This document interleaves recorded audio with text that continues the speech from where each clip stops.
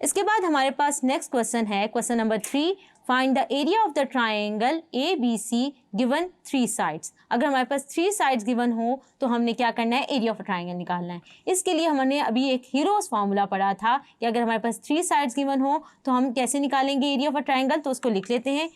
हमारे पास heroes formula क्या होता है, delta is equal to S into S minus A, S minus B, S minus C, और ये सब चीज़ें होती हैं अंडर रूट में।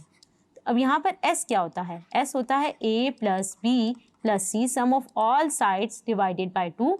तो पहले मैं यहाँ से निकाल लेती हूँ s की वैल्यू। अगर मैं सॉल्व कर लूँ तो क्या आ जाएगा, प्लस 42.81 प्लस 64.92 डिवाइडेड बाय 2। तो यहाँ से मेरे पास s की वैल्यू आ गई है, वो आ गई है 70.145। उसको मैंने लिख लिया।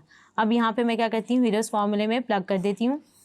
तो यहाँ से क्या आ जाएगा, 71.45 माइनस ए, यहाँ पे क्या है 32.65,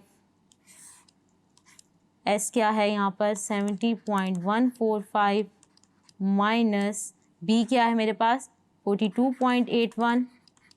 इसी तरह एस माइनस सी क्या है मेरे पास, उसको मैं लिख लेती हूँ। तो बच्चों इन वैल्यूज़ को आप कैलकुलेटर्स में सॉल्व कर लें तो आपके पास क्या आ जाएगा, एरिया ऑफ द ट्राइंगल।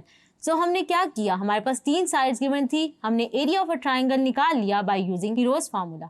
हमारे पास 3 साइड्स गिवन थी, हमने एरिया ऑफ अ ट्राइंगल निकाल लिया by using heroes formula. Hope so आपको ये क्वेश्चन समझ आया होगा। Thank you.